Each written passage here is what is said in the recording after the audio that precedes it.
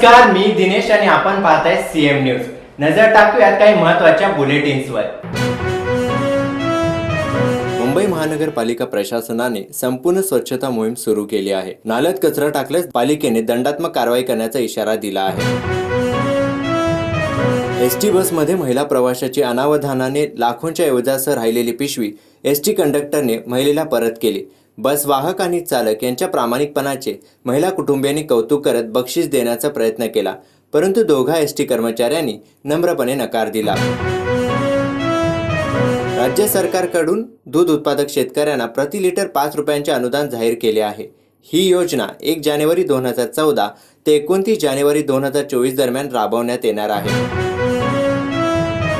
कोल्हापूर जिल्ह्यातील कृष्णात खोत यांच्या रिंगण कादंबरीला साहित्य अकादमीचा पुरस्कार जाहीर झाला। देशातील 24 प्रादेशिक भाषांतील साहित्यासाठी पुरस्कार जाहीर झालेत। 12 मार्च 2024 ला दिल्लीत पुरस्कारांचे वितरण होईल।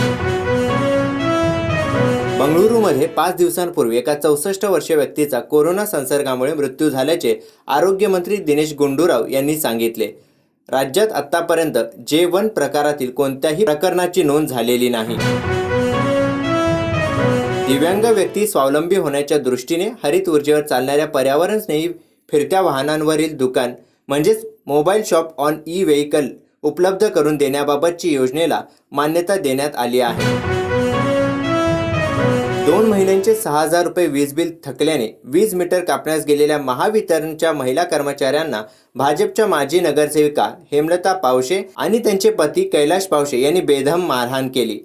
या प्रकरणी कोसेवाडी पोलीस ठाण्यात महावितरणच्या कर्मचाऱ्यांनी तक्रार नोंदवली आहे।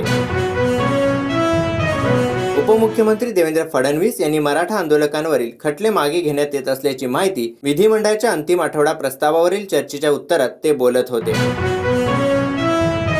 उपराष्ट्रपतींवरील मिमिक्रीवरून भाजप आक्रमक झाली आहे। भाजप आज देशभरात आंदोलन करणार आहे। बुधवारी जाट समाजाने जगदीप धनखड यांच्या समर्थनार्थ निदर्शने केली होती।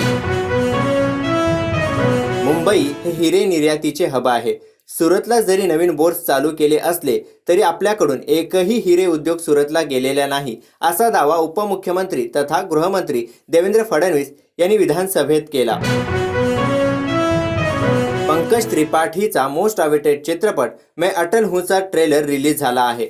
19 जानेवारीला प्रदर्शित होणार आहे हा चित्रपट आणि या चित्रपटात पंकज त्रिपाठी लीड रोल असून अटल बिहारी वाजपेयी यांचा हा बायोपिक आहे। भारतीय क्रिकेट संघाचा वेगवान गोलंदाज मोहम्मद शमीला अर्जुन पुरस्कार प्रदान करण्यात येणार आहे। 9 जानेवारी 2024 रोजी भारताच्या राष्ट्रपतींच्या हस्ते त्याला हा सन्मान प्रदान करण्यात येणार आहे। बुलेटिन मध्ये आता वेळ झाली इथेच थांबण्याची, परंतु आणखीन अपडेटसाठी पाहत राहा सीएम न्यूज।